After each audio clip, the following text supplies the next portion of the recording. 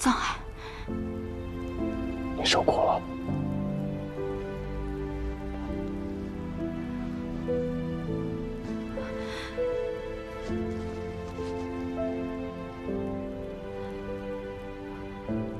你怎么来了？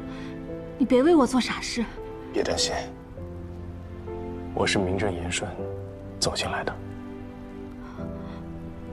皇上准你参与办案了？没有，这是假的。你疯了！伪造文书罪同欺君，明早他们一对照就会发现问题。你赶紧离开京城，不要再管我。我已经迈出了这一步，就没有机会反悔了。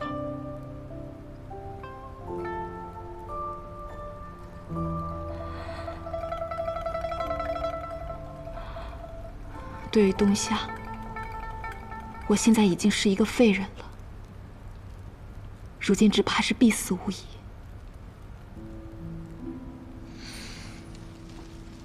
我不会让你死的，你一定会平安的离开这里。皇上扣下我，是因为他怀疑东夏拿走了鬼玺，若是不找到鬼玺，他是不会罢休的。我要是走了，他只会迁怒于东夏。我姐姐初登王位，根基尚浅，一旦两族开战，东夏必将遭遇灭顶之灾。你放心，我亦有谋划。你不要再为我做任何事，趁你还能脱身，你赶紧走。我已经失去了太多亲人，如今我绝不能失去你。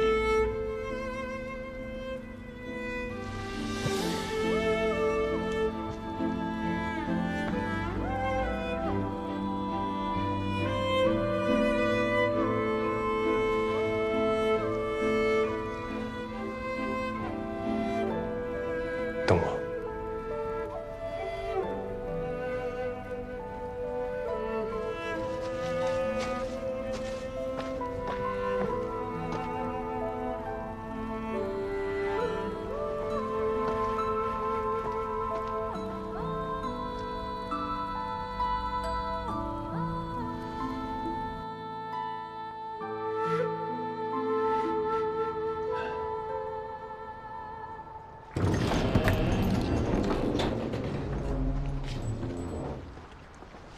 宋公公，臧大人，这么晚了，皇上都已经歇息了，有什么事儿，等上朝的时候再说吧。宋公公，我有件10万火急的事，必须马上面见皇上，请您代为通传。臧大人到了。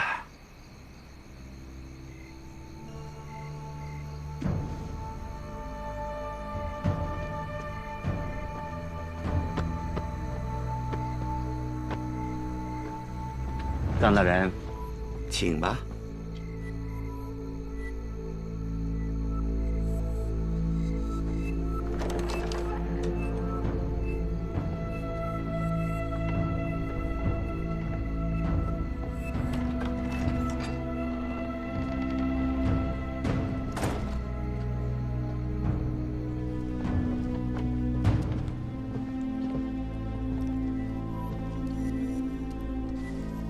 陛下，臧大人到了。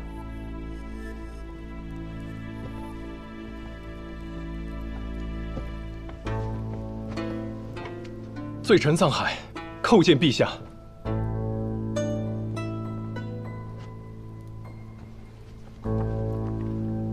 工部侍郎臧海，何罪之有啊？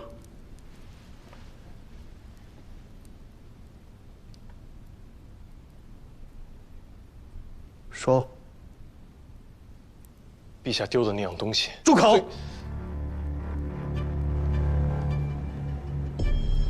来人！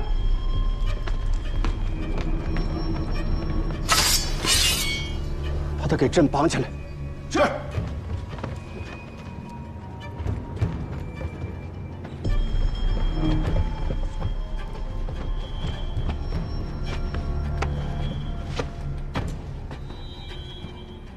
你们都退下吧。是。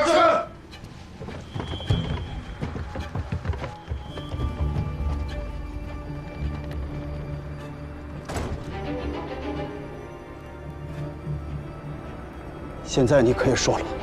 罪臣臧海，几日前曾私自进入陛下的含章殿，并且在暖阁中解开了陛下的机关，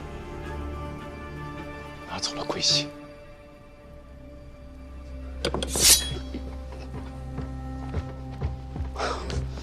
臧海，你好大的胆子！龟玺在哪儿？回禀陛下，龟玺落到了曹进贤手中。那天晚上，罪臣将龟玺带回了青天剑，却被曹进贤夺走。欺君可是死罪。陛下，欺君是死罪，拿走龟玺更是死罪。罪臣向陛下坦白一切，就绝无可能再欺瞒陛下。朕凭什么相信你？还有一个原因，那一日，罪臣在含章殿中见到了里面落款有陆羽燕的木雕，才知道了，原来家父与陛下曾经有过一段深厚的情谊。所以罪臣今日前来，是想斗胆跟陛下讨一个旧情。家父，你是谁？罪臣以前的名字叫智奴，是曾经的青天剑监正蒯夺的儿子。10年前，蒯家上下14口人，尽数死于屠杀之中，微臣侥幸逃脱，如今重返京城，是为复仇而来。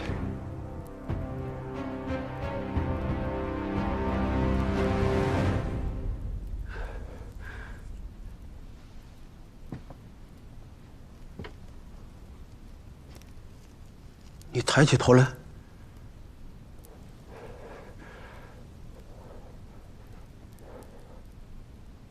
你用什么证明你是智奴？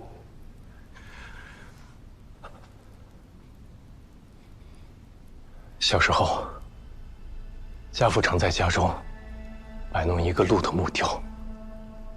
我问他，他只说，在丛林中，你永远都不会知道，隔夜窥探你的野兽究竟是什么。但他却对我说，我希望你在最凶险时遇到的，终究是鹿。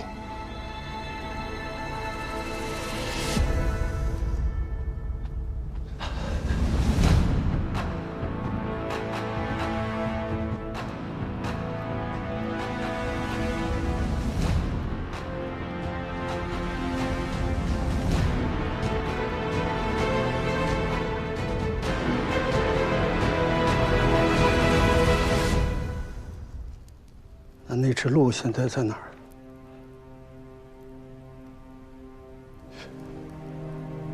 在我家灭门当晚，也不止一具了。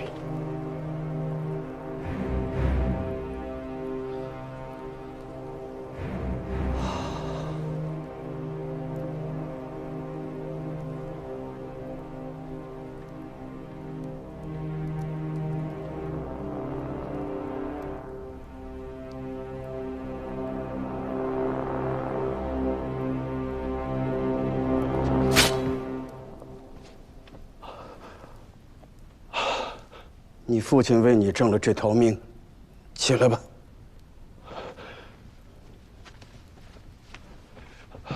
谢陛下。孙德芳，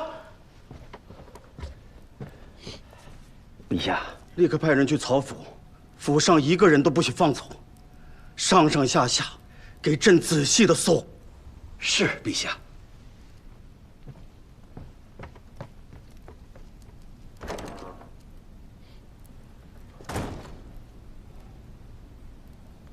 谁是你的仇人啊？庄卢隐、曹进贤，还有一人，臣始终查不出。这么说，庄卢隐、曹敬贤落到今日这步田地，都是你一手促成的了？所以你为了那个始终查不到的人，拿走了朕的鬼玺。回陛下，他们3人杀了我全家，皆是因为鬼玺，所以臣只有通过鬼玺才能找出第3人。只是你没有找到仇人，还丢了鬼玺。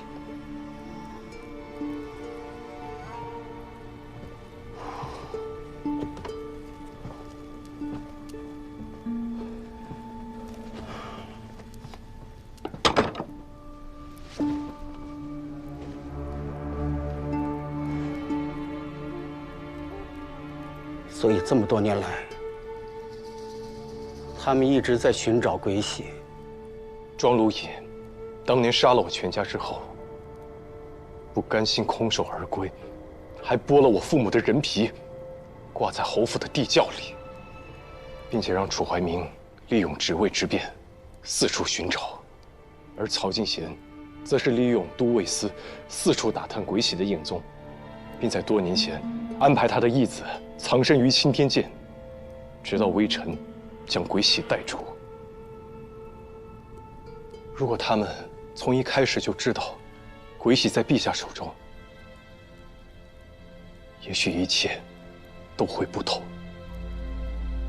你在怪朕，怪朕没有把得到鬼玺的事昭告天下，让你全家枉死，徒添了许多的杀戮。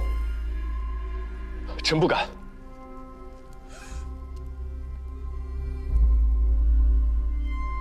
藏海啊，你想的太简单了。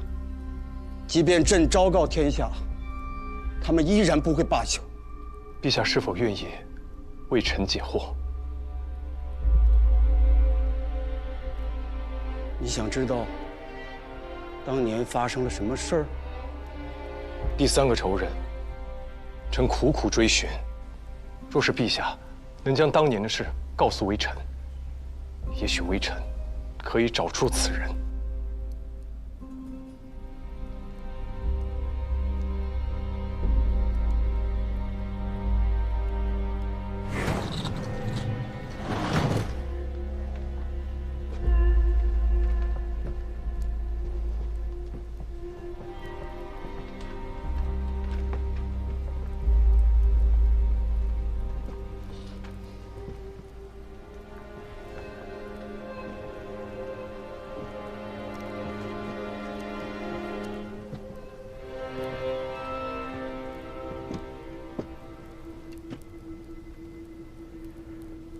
会做鸟笼子吗？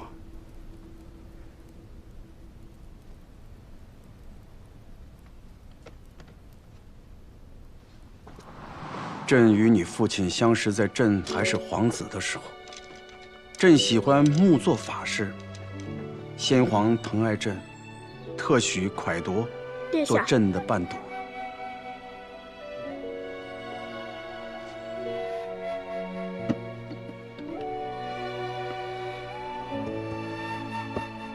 殿下，蒯夺有家传的营造技艺，成为了朕儿时最好的玩伴。那是朕最忘不了的时光。有了蒯夺的陪伴，朕也算是体会过寻常人家的快乐。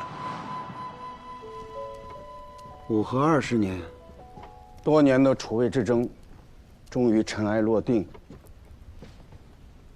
被先皇选为太子的，不是众望所归的嫡长子燕王，也不是才德兼备的齐王，而是庶出且丧母的朕。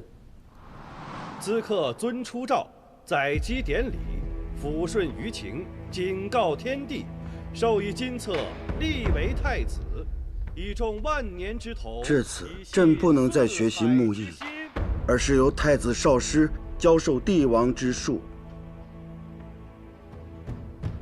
蒯夺也去了青天剑，跟随父亲学习技艺。生在帝王家，是没有好日子的。那时候朕还不明白，在前面等着朕的究竟是什么。武和35年，东夏扰境，有侵略大庸之事。先皇决定亲征东夏，而朕作为太子，则留在朝中，监理国政。大军不时传来捷报，整个京城都沉浸在胜利的喜悦中，但宫内却悄悄酝酿着一个针对朕的阴谋。朕的命是你父亲救的，你父亲是朕最信任的人。大庸军队一夜之间溃败，先皇因此噩耗病死边关，这一切都是因为鬼玺。先皇临终前交给朕的最后一件事，便是夺取鬼玺。朕初登基，皇位不稳，所以首先要让司礼监有自己的人。这个人就是曹敬贤。而朕要做的第二件事，就是打一场胜仗，为大庸雪耻。虽然东夏用鬼玺打败了大庸，但东夏女王也没活多久，鬼玺也不知所终。在曹敬贤的建议下，朕启用了镇守边关的庄如野，大庸军队厉兵秣马，再次出征东夏。这一次，没有了鬼玺的东夏，终于臣服于我大庸。而朕做的第三件事，就是派你的父亲去东夏的丹岁山监修封禅台，秘密寻找鬼玺。朕知道，你爹从来不会让朕失望，而朕这一等，就是3年。贞顺9年的一天夜里，你父亲回来了。陛下，蒯大人回来了。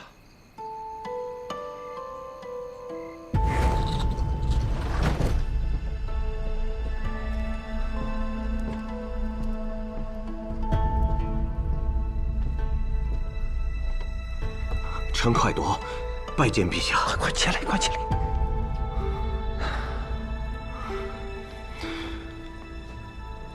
陛下，拿到了。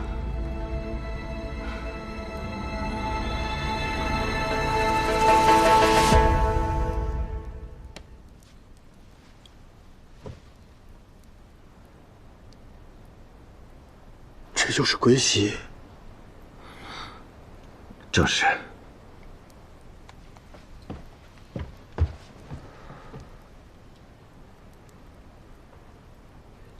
这么个小小的东西，就能号令阴兵吗？臣没亲眼见识过，只听说它威力巨大。纵然东夏得享此物，如今却还是臣服于大庸。古人云：“福祸相依，是福是祸，臣无法断言。”此物是怎么用的？陛下，臣也不知。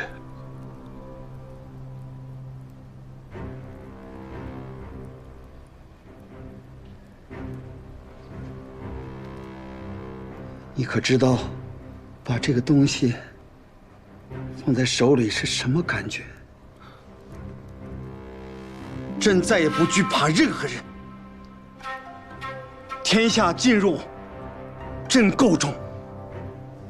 你是说，侯爷亲自进了火场，为了救藏海？好在放火的凶手被抓到了。谁放的火？楚怀明是2公子抓的楚大人，现在正亲自把他押往大理寺。福儿，快去看看你父亲。好，夫人不必担心，臧大人已经送侯爷回屋疗伤了。侯爷吩咐您和大公子不必过去。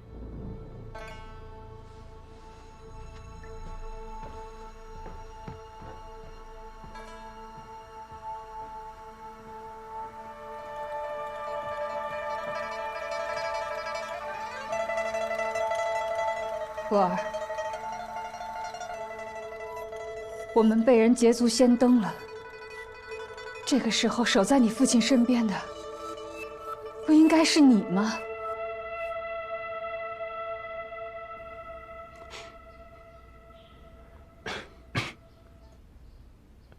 侯爷，医官马上就到了。一点小伤，无需大惊小怪。等他们来了，都处理好了。继续。那侯爷忍着点儿。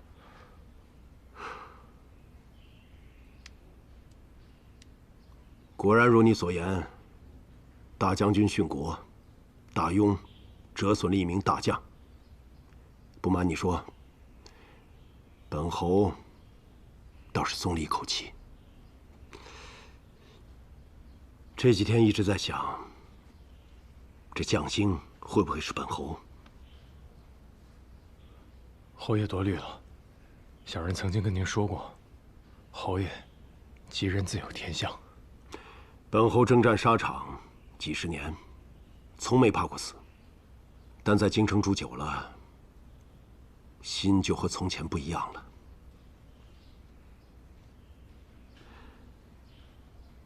还好本侯有你，能替本侯未雨绸缪。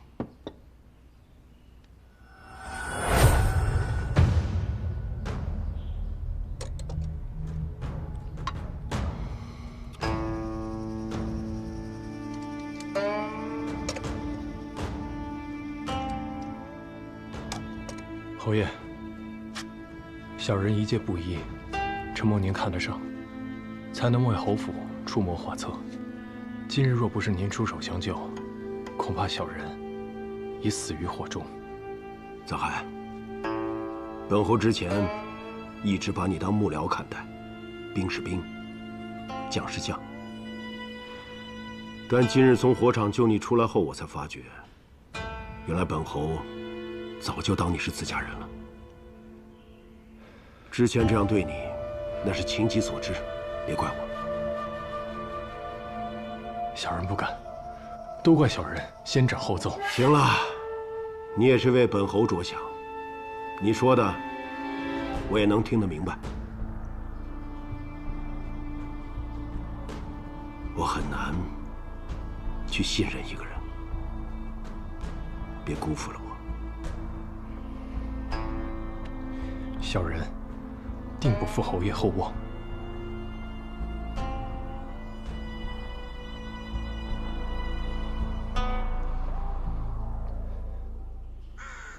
奉天承运皇帝敕曰：钦天监监正楚怀明错勘天象，延误祸情，致使中州大涝，伤民伤财，又欺上瞒下，谋害人命。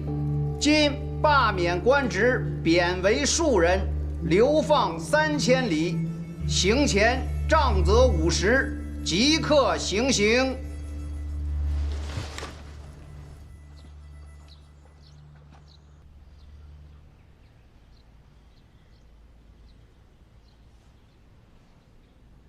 哎呦，主母，奴婢弄疼你了吗？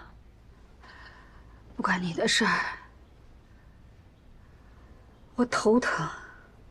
啊，主母在想什么呀？还在为侯爷的伤忧心吗？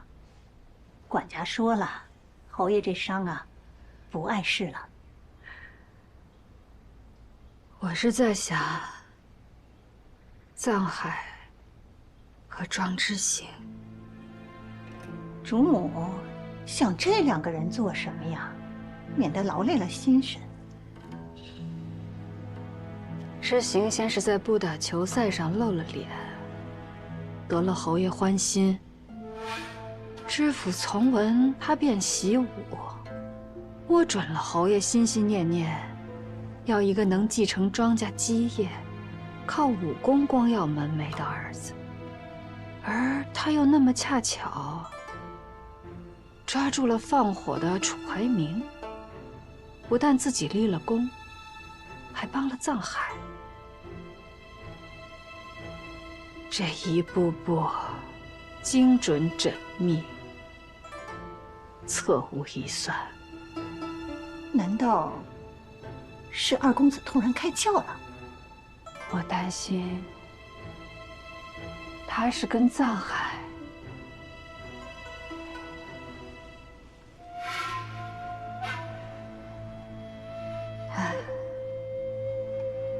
虽然我还不知道藏海的目的是什么，但这知行定是要与我的知府争上一争。那也不足为惧啊，咱们大公子可不是他这个废物能相提并论的。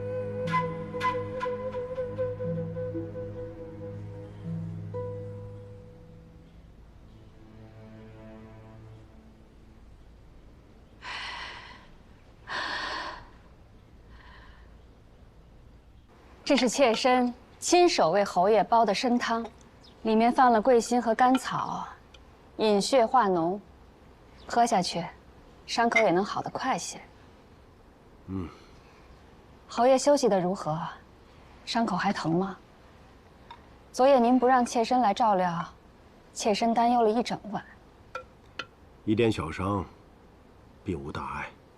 侯爷的安危关乎侯府上下百口人的生计。妾身怎能不在意？指望侯爷今后再不要做如此的险事了。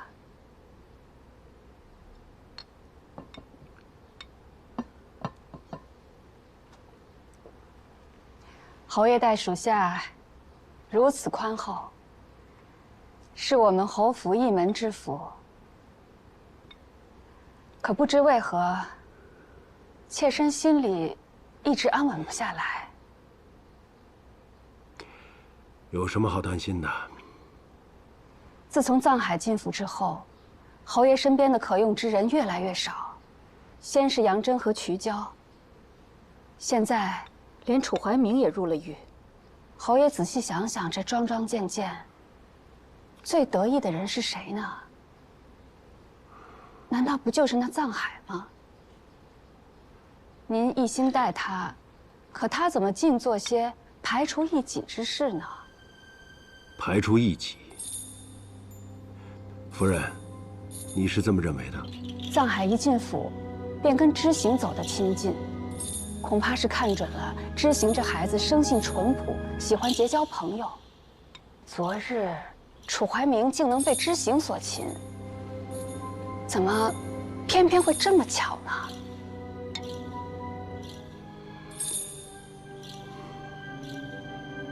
你是说？知行知道楚怀明要来放火，早在那儿等着。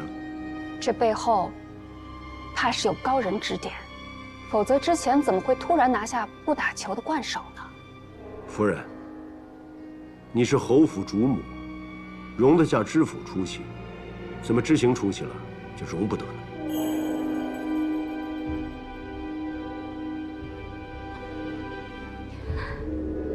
侯爷误会妾身了，妾身只是担心您以礼相待的好幕僚，其实并非对您一心一意。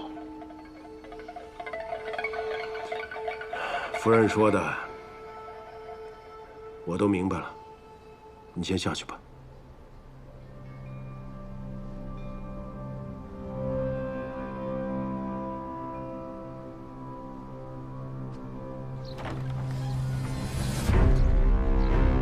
夫人，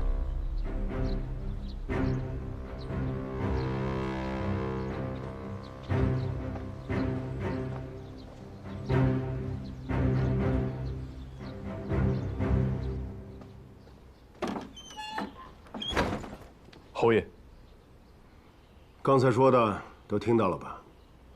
回侯爷，小人都听到了。你有什么想说的吗？大夫人只是说对了一半。二公子参赛夺魁，的确是小人所授，但小人怎么能料到楚怀明会来放火杀小人呢？昨日走水，所有人都奔司牢而来。楚怀明放火后仓皇逃走，必定可疑。那二公子撞见了他，自然是要捉他的。不过，小人承认，小人的确与二公子走得近了些。侯爷，小人斗胆一言，二公子有将帅之才，若只是在不打球赛上施展，还远远不够。你的意思是想让知行从军？是。大公子出类拔萃，如今已是朝廷的栋梁，但庄家历代征战沙场，侯爷又立下赫赫战功，若后继无人，小人心中实感可惜。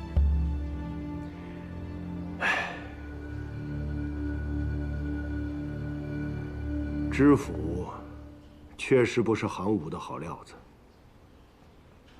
但知行，只怕你是看错他了。过去的二公子的确散漫了些，不过这些日子，他勤练武学，从不懈怠。他之所以可以这么快的脱颖而出，除了自己的努力，靠的，就是身上流淌着庄家的将才之血。你现在就为知行谋划未来之事，会不会早了点儿？小人本就是侯爷的家臣，自然要为侯府的将来谋划。若是侯府能在朝廷上有一文一武相互倚仗，那将来的基业就会更加稳固。你眼中看的，心中想的，都比本侯要多。侯爷和小人说过，会把小人当一家人，那么小人也就把心里的话都说给侯爷听。本侯当年身边像你这样的人，一个违帐都做不下，但他们都死了，为本侯而死。你怕死吗？回侯爷，小人曾经说过，小人怕死，但更怕白活一场。想必当年跟随侯爷的人，都死得其所了吧？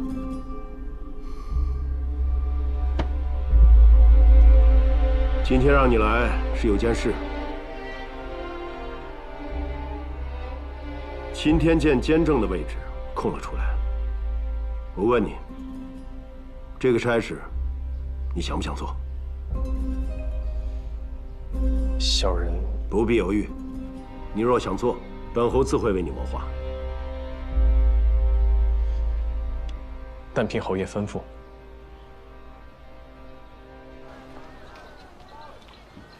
徒儿啊，这次着实是你运气好。你觉得自己现在赢得了平津侯多少信任了？10之7八。师傅不这样认为。如果火场里的人不是你，而是蒋襄，他一定不会去救的。蒋襄的父亲蒋进现在已经不再是礼部尚书，对他没有价值了。而你，现在是他身边最宝贵的幕僚。你的才华和能力是他能屹立于朝堂中的一把利器。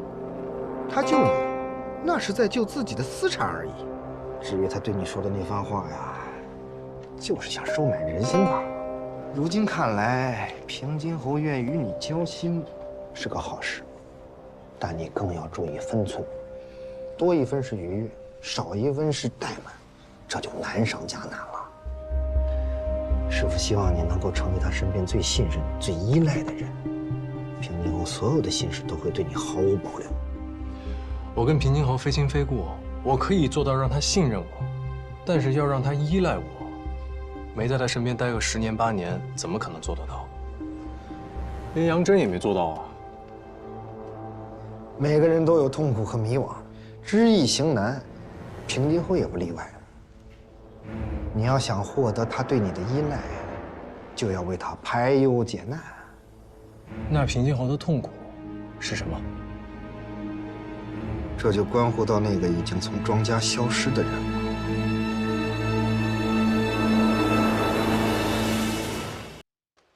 每个人都有痛苦和迷惘，知易行难，平津侯也不例外。你要想获得他对你的依赖，就要为他排忧解难。那平静后的痛苦是什么？这就关乎到那个已经从庄家消失的人了。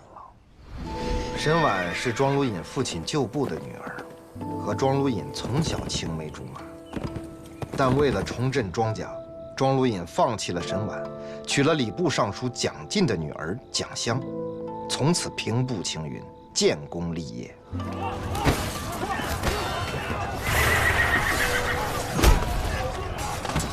武和35年，他在东夏遭遇大败，皇上要他驻守边关。蒋襄不愿跟他吃苦，带着庄知府留在京城。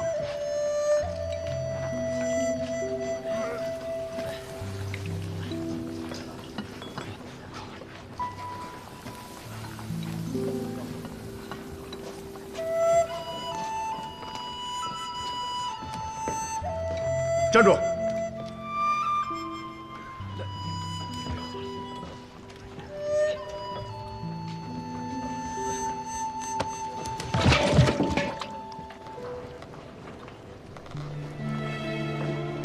边境苦寒，而有一个人在他荒凉的生命里出现了，那就是沈婉。沈婉多年未嫁，来到边关照看受伤的父亲，终于与庄如隐重逢。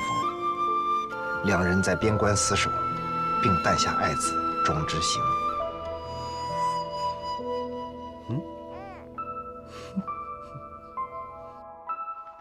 庄之行5岁时，朝廷决定再次发兵东夏，庄如隐领命做了前锋。这一次，他大胜东夏，一雪前耻。但就在他名声大振、立下不世之功时，一个不速之客来到了边境。蒋襄带着庄知府来找他，他要与庄如隐重修旧好。庄如隐陷入两难。他一心要做出比父亲更大的功绩，若是冷落了蒋襄，就会得罪当时位高权重的蒋进。可是怎能再次辜负沈婉？就在他左右为难之际，沈婉站了出来，他主动把庄如隐身边的位置还给了蒋襄，而庄如隐没有拒绝。此后，庄如隐终于得偿所愿，封侯拜将，一时间权倾朝野。他自认为可以一碗水端平，不让沈婉受一点委屈，但他小看了蒋襄的野心和手段。你既然在朝堂之上身兼要职，还是要以仕途为重。家里的事情，就都交给香儿操持吧。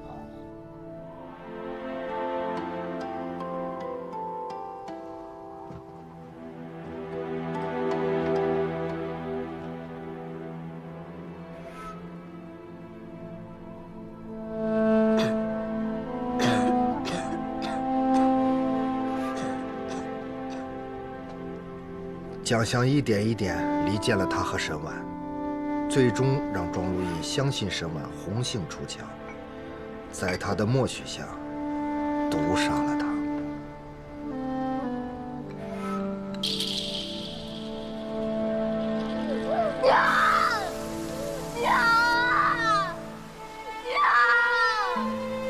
我不要你走啊！我求你了，我求你，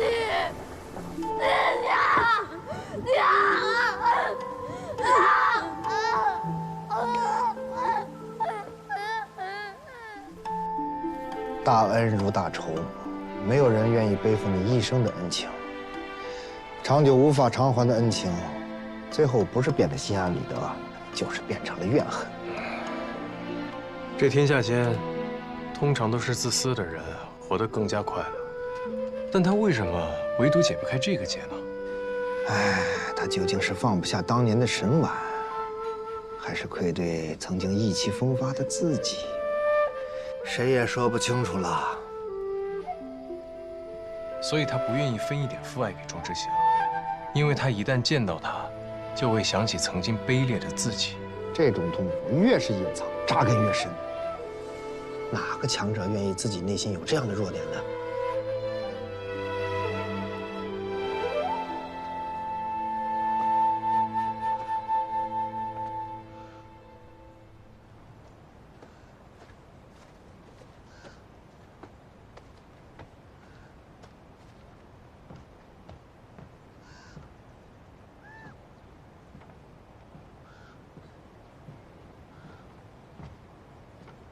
侯爷，您找我。知道为何让你来这儿吗？小人知道这儿是二公子小时候住的地方。侯爷让小人来这里，是因为之前小人说的关于二公子的那些话吗？知行这个孩子，本侯以前很疼爱他，只是后来他与本侯日渐疏远，而这些年本侯待他确实不如知府。知行成了没出息的儿子，本侯是不是也有错？侯爷乃一家之主，遮风挡雨，怎会有错？小人只是在想，外面满园赏心悦目的牡丹，可侯爷却独独来到了这里。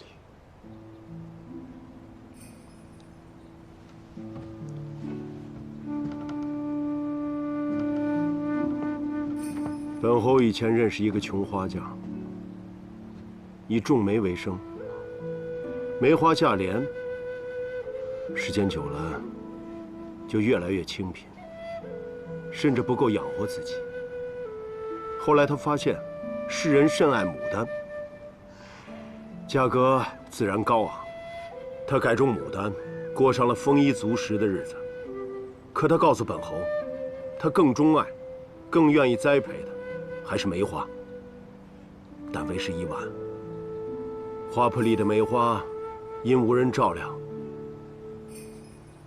都枯死了。花匠在穷困时选种梅花，可见爱梅之心。但他以卖花为生，必须改种牡丹，而心爱的梅花破败凋零。可能花匠觉得都是自己的错，小人却认为非也。为什么会这样觉得？梅花生于冬天，傲雪寒霜，无意争春。不是花匠无情改种牡丹，而是梅花甘愿在苦寒绽放，零落成泥。若是花匠不这么做，恐怕整个园子都挨不过冬天。小人想起一首诗：片片甘飞已足悲，况堪风雨恒相期。足然此恨何由是？以赖重开有备之。诗人叹息风雨中梅花凋零，但并未沉溺于悲伤之中，因为他相信，只要有新枝继续生长，梅花定有重开之日。花匠感伤梅花残败，殊不知墙角上留又梅一枝。阳春和煦时，他不起眼。倘若悉心照料，他日若园子再遇风雪，想必又能傲立雪中，凌寒争香了。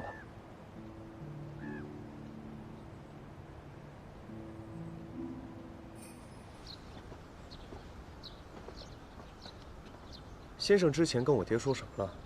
他竟然开始询问我的功课。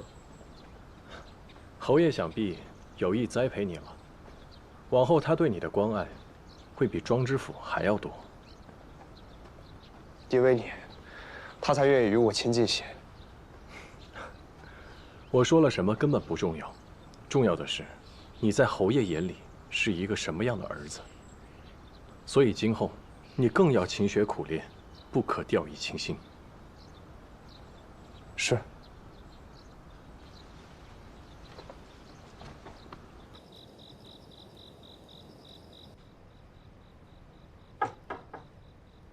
谁？大人，是我庄善，侯爷有请。知道了。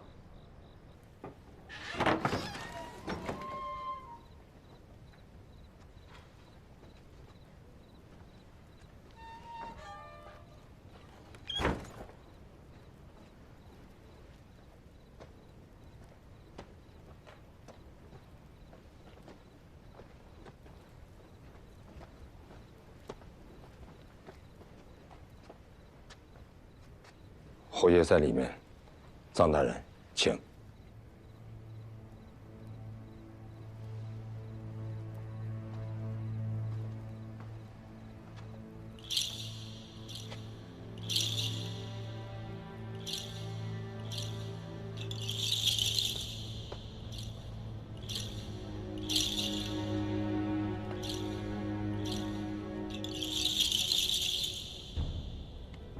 侯爷。 每次本侯有心事的时候，就会来这里坐坐。这个地方能让本侯清醒，好好想一些事情。小人愿为侯爷分忧。你觉得傅之松将军的死真的是意外吗？小人不明白。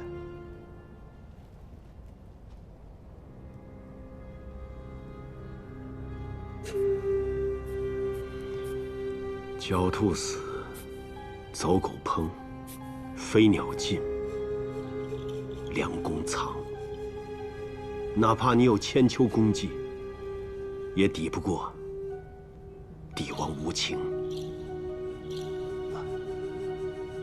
小人认为，侯爷与傅大将军不同。傅大将军是先太后的侄子，是皇上的外戚。 而您曾率军攻破东夏城门，立下了不世之功，想必皇上是感念侯爷的。傅之松一死，中军都督之位就空了出来。朝中没有比本侯更适合的人选，很多人也向皇上举荐本侯。你说？ 本侯该不该争？军中有许多将领，都曾经是您带过的兵。您当年的副将，如今还统领着京郊的木骑营。若此时再去争中州军权，只怕皇上心中想不忌惮侯爷都难啊。你是让本侯做事，都督之位落入他人之手。侯爷，这件事儿。 您不是在和别人争，而是在和皇上争。小人想，皇上心中应该早有计较。侯爷不妨再等几天，看看究竟花落谁家。而小人认为，侯爷不去争，定有好处。若侯爷想重新掌兵，一定还有别的办法。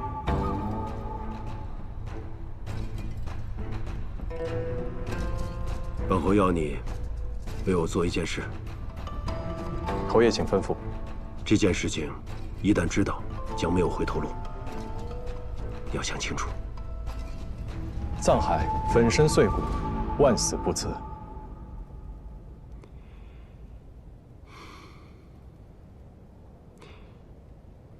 本侯这一辈子只打过一次败仗，打败本侯的。 不是任何人，是一个叫鬼喜的东西。鬼喜。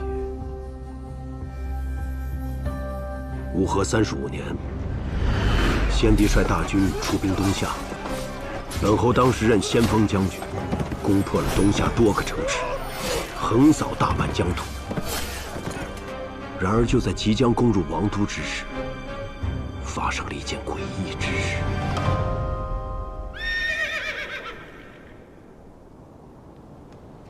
去禀报将军。是。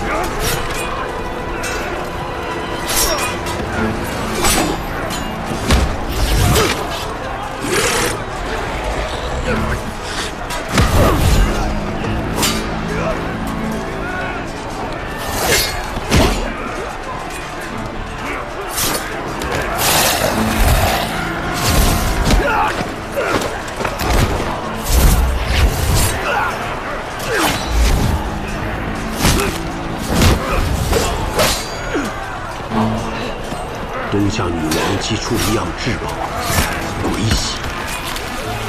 它带来了无数的阴兵，他们是杀不死的怪物。任何雄狮铁骑在他们面前都不堪一击。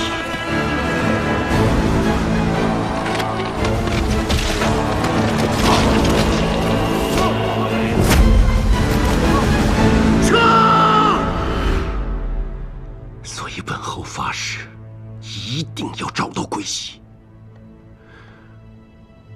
6年后，大庸重整兵马，再一次出征东夏。本侯抱着必死的决心出征，但这次东夏没有了鬼玺的庇护，被打得俯首称臣。可本侯驻守东夏3年，却一直没有找到这件宝物。这个东西是一名堪舆师找到的，他在东夏找到了鬼玺，想据为己有。本侯想从他手中夺走，却没能成功。而这个童鱼，想必和鬼玺有什么关系？说不定他们是一体的。那鬼玺还在那个人身上？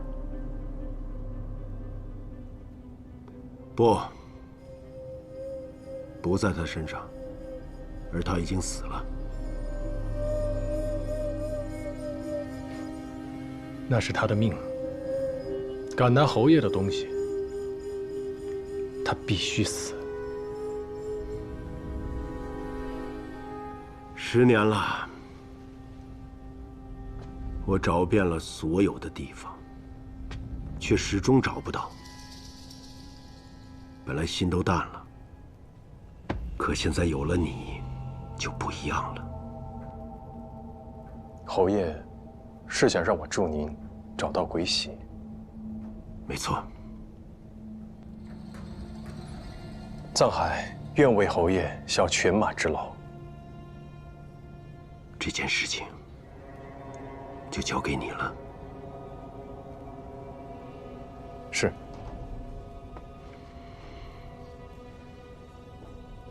敢问侯爷，这铜鱼就只有1条吗？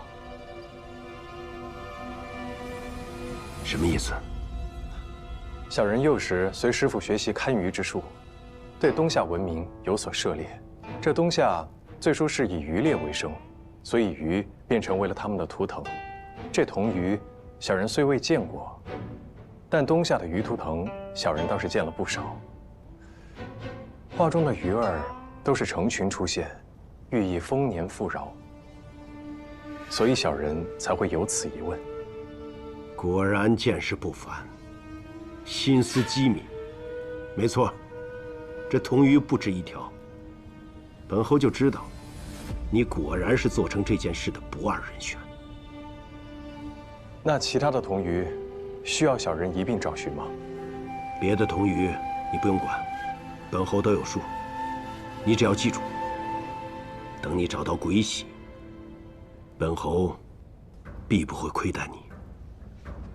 藏海赴汤蹈火，也要帮侯爷完成心愿。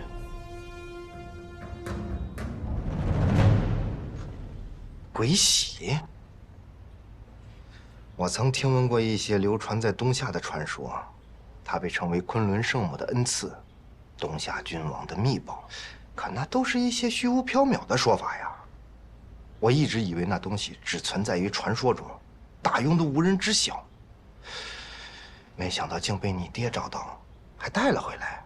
我也没想到，我竟然还要帮平津侯去找他。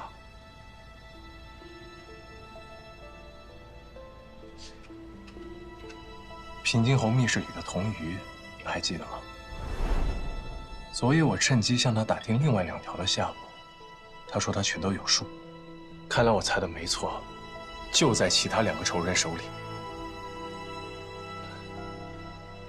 不过，就算平津侯如此信任我，他还是不肯向我透露半分第3个人的事儿。饭要一口一口吃。如今咱们已经向前迈了一大步了，至少你得到了平津侯的授意，往后做起事来啊，也不用藏着掖着了。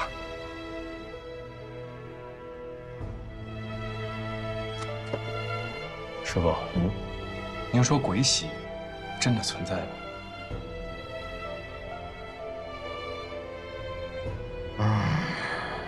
师傅也不知道啊。不过有一件事我可以确定，那就是你的仇人们直到今天都没有放弃寻找他。看来只要找到鬼玺跟童鱼，就一定可以找到第3个人。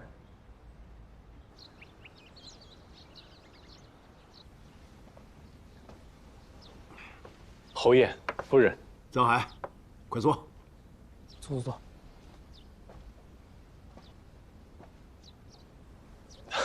侯爷今日是有什么喜事吗？知道吗？前日，皇上召一众武官进宫商讨，本侯称病未去。皇上在大殿钦定乌马符出任中军都督。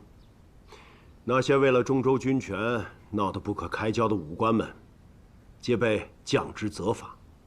虽然本侯未去，皇上并未责怪，还以体恤本侯病情为由，赏银1000两。侯爷英明，不争不抢，反而得了圣心。还有一件事，前些日子，我给内阁递奏本，举荐了你。臧海，你堪舆的本事，名动京师，皇上许了你天大的恩赐。从今日起，你便是钦天监监正。恭喜啊，臧海，不，臧大人。多谢侯爷，多谢二公子。坐。钦天监和工部关系密切，以后你和知府有很多机会一起做事，你俩共沐皇恩，要替皇上好好办事。儿子以后会好好关照臧海的。多谢大公子。短短半年时间，臧海便由幕僚做到了五品监正。楚怀民学艺不精，怎么比得了臧大人？都是仰仗侯爷照拂，沾了侯府的光啊。监正属五品，你将有自己的宅邸。楚怀民过去的宅子不吉利，本侯替你选了个新的，收拾收拾，明日便可搬进去。侯爷大恩，小人永不敢忘。无论今后小人在哪里，都会时刻记得自己是从侯府出来的。行了，今后见到本侯，不用再自称小人，该自称下官了。是，侯爷。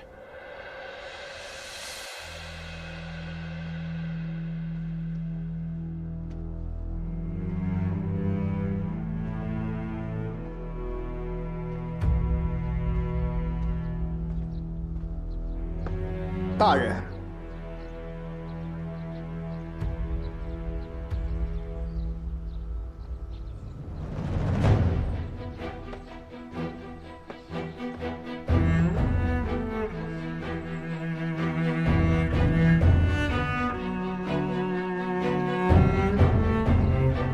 爹，你也是官，为什么不坐那种马车？